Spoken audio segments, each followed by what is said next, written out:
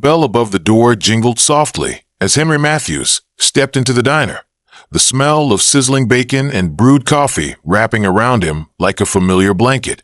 He adjusted his old navy cap, faded from years of sun, salt, and time. The patch on his jacket told stories most people never asked about. Stories from Da Nang, from nights soaked in rain and gunfire, from years he never quite left behind. It was a Thursday, quiet, overcast, the kind of day that matched Henry's pace. He chose a booth by the window, his usual spot. From here, he could see the American flag fluttering outside, the one they raised every morning. He always nodded to it. Habit maybe, or respect. The diner hadn't changed much in 20 years. Same booths, same worn menu, even the same jukebox in the corner that hadn't worked since the late 90s.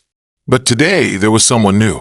A waitress he hadn't seen before, young, maybe in her 20s, with eyes that seemed to carry more than her age suggested. Her name tag read Emily. She approached with a practiced smile. "Morning, sir. What can I get for you today?" Henry smiled back. "I'll take the ribeye, medium rare, baked potato, and some sweet tea, if it's fresh."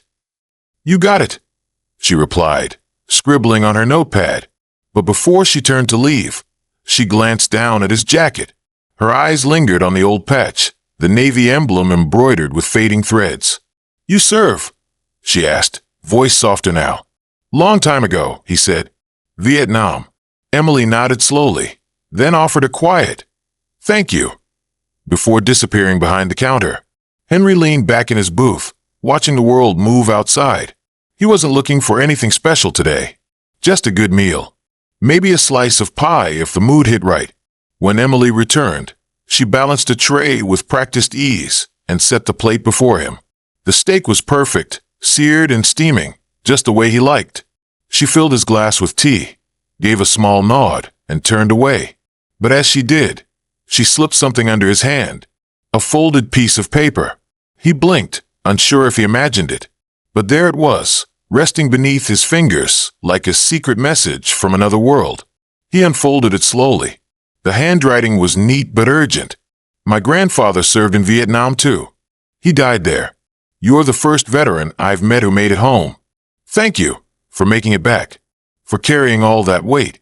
I just wanted you to know someone sees you." Henry's throat tightened. He looked up, but Emily was already halfway across the diner, attending to another table. She didn't look back. Didn't need to. The message had done its work.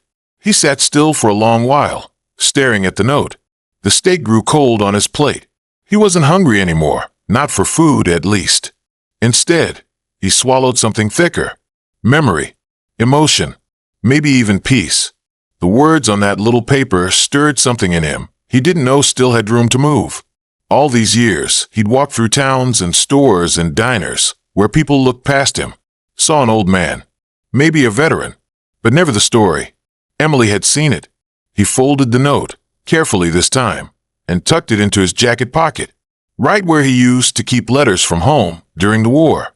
When Emily returned to refill his tea, he stopped her with a gentle hand. "What's your grandfather's name?" he asked. She smiled, the kind of smile that wobbles at the edges. "James Whitmore, Army, 1969. Henry nodded. He remembered that name. Not the man, maybe, but the loss. The countless names like as etched into walls and minds. "Well," he said softly, "he raised someone real kind. He'd be proud." She blinked fast, like someone trying to hold back a tide. Then she just nodded and walked away again, giving him space. When Henry finally stood to leave, he left a generous tip beneath his plate. But more importantly, he left with something he hadn't carried in a long time, a reminder that someone out there still saw him. Not just the uniform, not just the service, but the man beneath it. As he stepped out into the afternoon sun, the wind tugged gently at the flag above. He paused, lifted his cap in silent salute, and walked off, not alone, not invisible, but remembered. If this story moved you, don't scroll, like, comment, and share it now. Subscribe to Resist Voices for more powerful stories that need to be heard.